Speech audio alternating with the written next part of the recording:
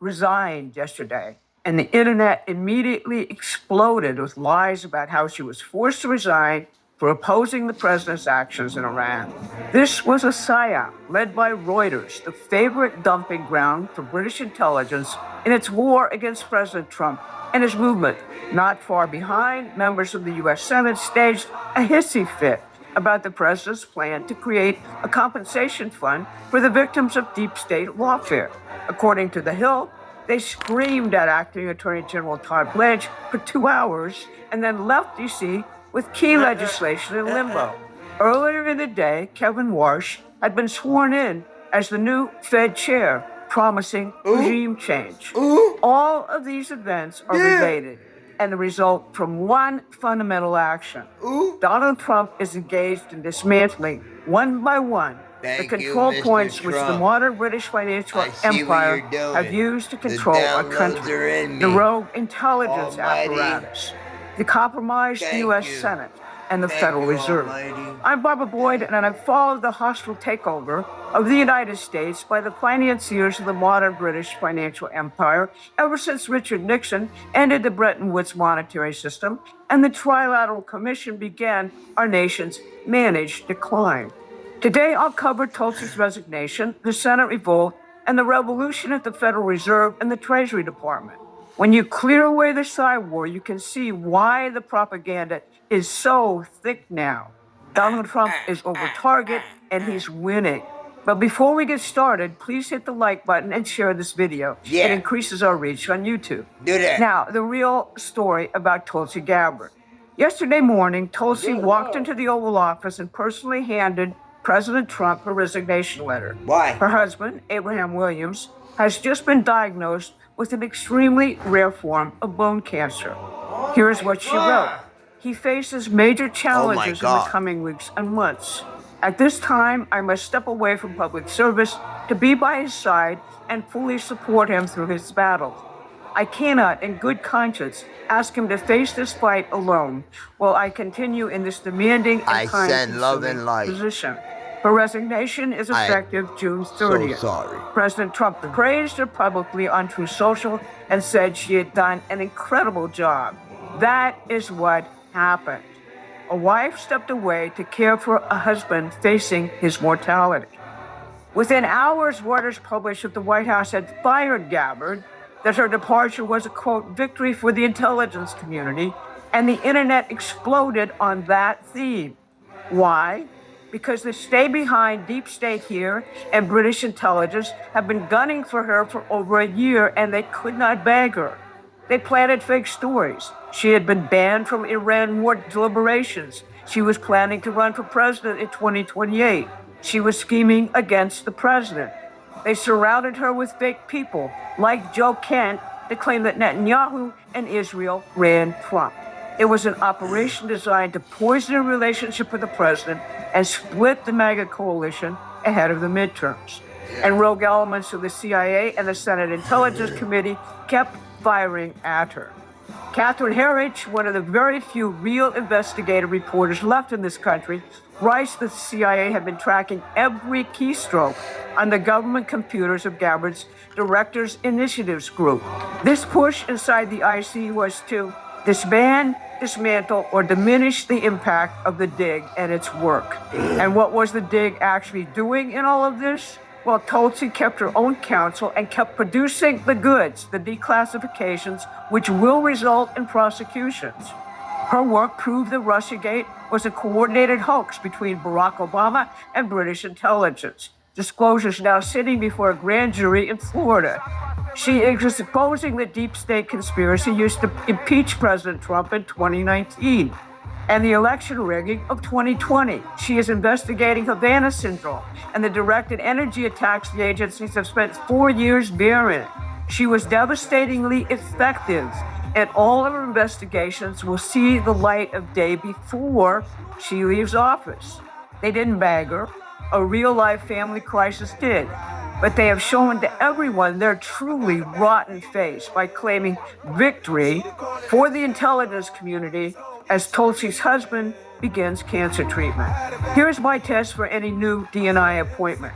Under Biden, the CIA and Britain's MI6 were completely integrated, fused operationally, as discussed openly by both services in this Financial Times forum.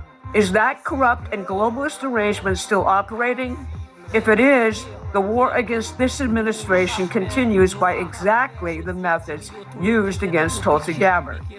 Now, if I just helped you gain some clarity about the nature of the war we're fighting, you need to subscribe to our free newsletter at PrometheanAction.com. There's more of this there. The link is in the description. You need to do that. Now, what about the rotten Senate? Well, last week, the Rhino Senate is staged with the press called a revolt. Acting Attorney General Todd Blanche went up to the Hill to brief senators on the president's $1.776 billion anti-weaponization fund, established from Trump's settlement of the IRS leaked tax returns lawsuit he brought. It is designed to compensate Americans destroyed by the Obama-Biden lawfare machine. The senators screamed at Blanche for 2 hours and walked out, leaving Washington and key legislation in limbo. Senator Thom Tillis called the fund stupid. President Trump answered him tellingly on Truth Social. Now he can have all the fun he wants for a few months with some of his Rhino friends screwing the Republican Party. In the end, it will only get bigger and better and stronger than ever before. The Rhinos picked a fight with a bear using a short stick. Just look at what just happened.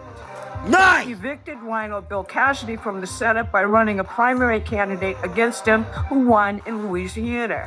He refused to endorse Rhino John Cornyn and threw his weight behind Ken Paxton in Texas. He told Rhino Thom Tillis to his face he would never endorse him again, and Tillis quit rather than face a Trump primary. And on Tuesday, Trump endorsed candidate Ed Dalerin crushed renegade Congressman Thomas Massie in Kentucky in the most expensive House race primary in history. The president just proved he still holds the MAGA base despite every psyop and every fake poll thrown at him. The do-not didn't see the handwriting on the wall. That is why they're screaming at Todd Blanche. Do they really believe the January 6th defendants who were illegally convicted don't deserve compensation? The abortion protesters? The Catholic parishioners surveilled because they attended Latin Mass?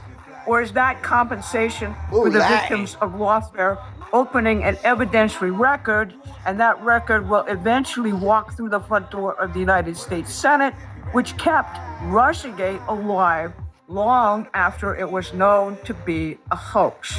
The Senate is compromised. Trump will pay a short-term price for taking on these senators. They will obstruct his agenda openly now, but he is already looking past them to the midterms, when the American people will deliver the vote of confidence that shocks the DC mandarins back into reality and creates the maneuvering room for Trump's economic revolution.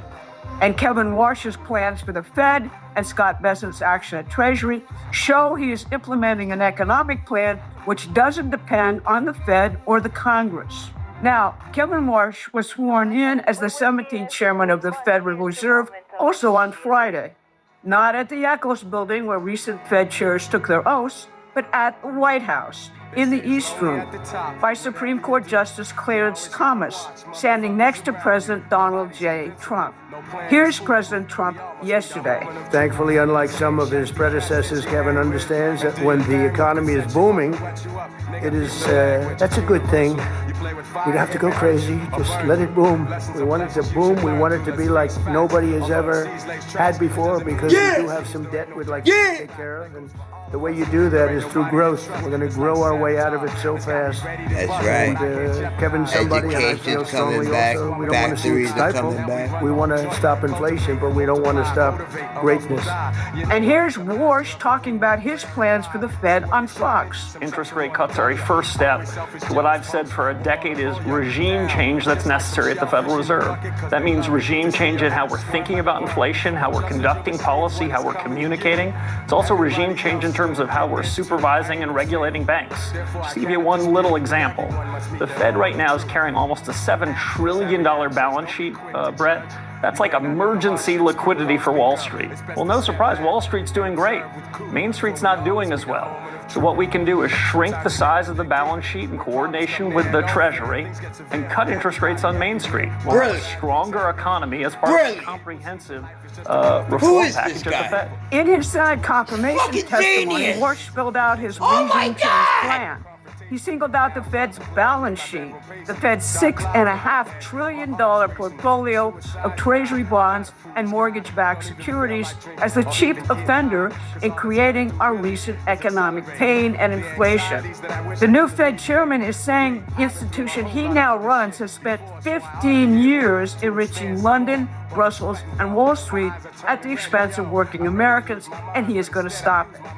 Walsh describes a 40-year experiment in which the Fed massively expanded its role, blew up its balance sheet, captured bank supervision, dabbled in climate and DEI mandates, and printed trillions to bear out international asset holders, all under the banner of so-called independence. That experiment is over. He proposes to shrink the balance sheet, shrink the Fed, while making it competent in its economics, discarding the models which somehow missed the biggest inflation in modern history under Joe Biden. He also proposes a new accord between the Treasury and the Fed. The last one was signed in 1951. It separated the Fed from the Treasury after World War II and set it on its current trajectory as a supposedly independent body coordinating with central banks abroad rather than with the elected government at home. But shrinking the Fed, London's control point on the U.S. economy, is only part of the story here. The Trump administration, working with Treasury, is building a real American system credit system inside the executive branch, outside the purview of either the Fed or Congress. A few examples. At the Department of War, the Pentagon has taken a $400 million preferred equity stake in MP Materials, the only major American rare earth producer to break Chinese dominance. It took a 10% stake in Trilogy Metals to develop the Upper Kobuk project in Alaska, and it executed a $1 billion agreement with L3Harris to secure solid rocket motor production. At Commerce, the United States took a 9.9% equity stake in Intel, $8.9 billion We're gonna be to guarantee building an American microchip foundry silicone. permanently on American soil. And with the Pentagon, Commerce is So doing we're a gonna be making $1.4 chips. billion rare earth processing partnership with Vulcan Elements and Silicone. Re-Element. What is that At Energy, called? a $2.26 billion loan to Lithium Americas Semiconductors. for a 5% equity stake Semiconductors. and control of Thacker Pass, the largest known lithium deposit in the Western Hemisphere. The Energy Battery. Department's Genesis mission deploys AI into Semiconductors, advanced batteries, manufacturing, energy grids, and nuclear chips. physics. So you see what's happening here? This is what Alexander Hamilton So did right with the First now, Bank of the United States, should be a great creating industry credit to for, build the economy of the future. So the president is already looking Security. past the Security. compromise Senate Security. of setting up the midterms. But he is also using every mechanism at his disposal to rebuild Microsecurity. the U.S. economy and Or, prosecute the nation's enemies. security. The empire's last weapon is the blackouts and the psyops now ongoing. They can't stop what Trump is building, so they bury it or lie about it. That's right. The Treasury Everybody Fed, join the realignment, military. equity stakes rebuilding American industry, Space the declassifications and prosecutions, the Lawfare Compensation Fund, Semiconductors. every real accomplishment of this We need administration is being semiconductors. psyoped into invisibility. Our job between now and the midterms is to break that blackout. You can help by contributing, sharing our videos, organizing your friends and We neighbors. need miners. As Donald Trump says, gotta dig the for mandarins in uranium. Washington are not aiming at him, they're aiming at you. He's just standing very boldly in the way. Our Constitution gives you the keys to the future with your midterm vote. Please help us use them. This has been your Saturday Wrap. Thanks for watching. Please take a moment and subscribe to our free newsletter at PrometheanAction.com. Take care, everybody.